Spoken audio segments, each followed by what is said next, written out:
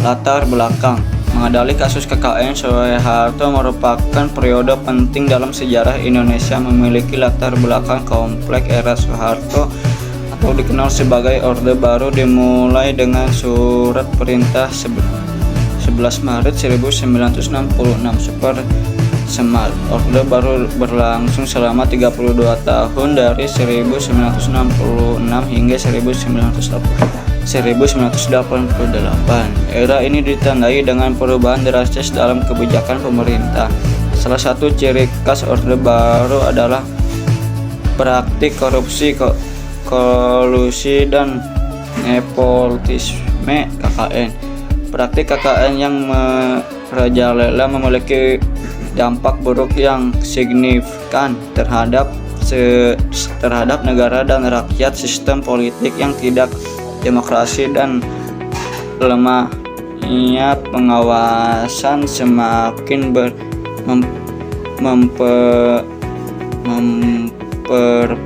memperparah situasi, membuka peluang bagi para pejabat untuk memperkaya diri sendiri dan kroni mereka. Definisi KKN. KKN Soeharto merupakan contoh nyata praktik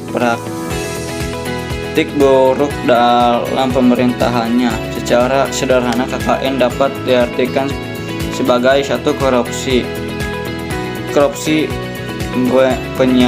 penyalahgunaan kekuasaan dan jabatan untuk keuntungan pribadi. 2.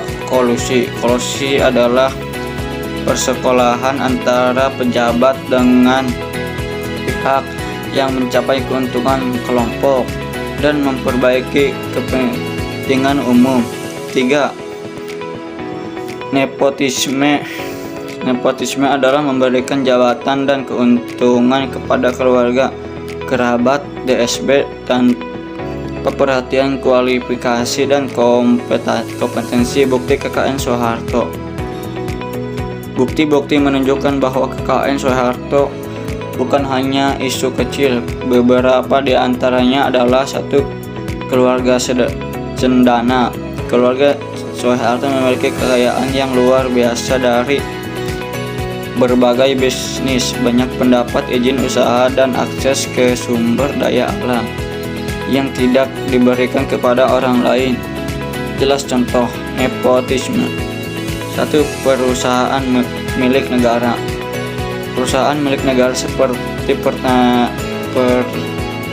Pertamina dan Telkom di bawah kendali Soeharto. Contohnya Pertamina penjual minyak dengan harga murah kepada perusahaan Soeharto, kemudian dijual lagi dengan harga tinggi yang menghasilkan keuntungan besar, termasuk ke dalam korupsi dan kolusi. 2. Pengadilan media. Pengadilan massa dikontrol ketat oleh Soeharto. Media digunakan untuk penyebarkan propaganda dan memuji Soeharto, serta mendiamkan kasus korupsi dan pelanggaran HAM. Ini adalah contoh kolusi antara pengusaha dan media. Dampak KKN Soeharto. Praktik KKN yang merajalela selama pemerintahan Soeharto meninggalkan dampak buruk yang dalam berbagai aspek, baik secara ekonomi, politik, sosial, maupun budaya.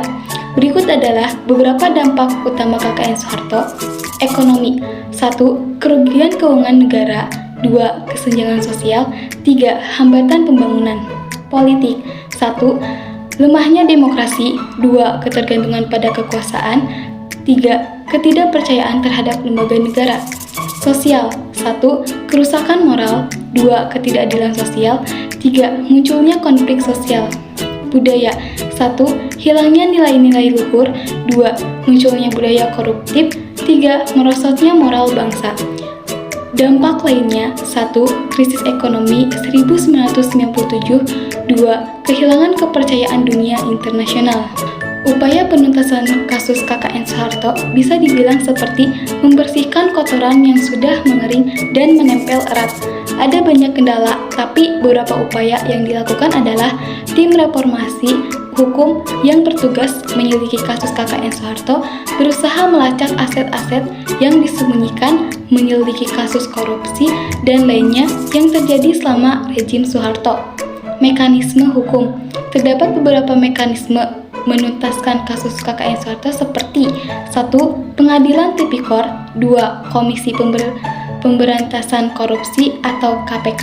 3. Komisi untuk Orang Hilang dan Korban Tindak Kekerasan atau Kontras. 4. Penuntutan.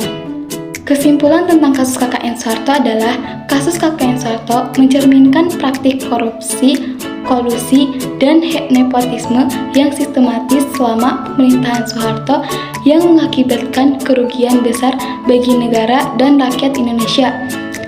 Meskipun sudah ada upaya untuk menuntaskan kasus ini, setelah Soeharto lengser, banyak tantangan yang dihadapi seperti bukti yang hilang, kekuatan ekonomi para pelaku, dan kekuatan saksi.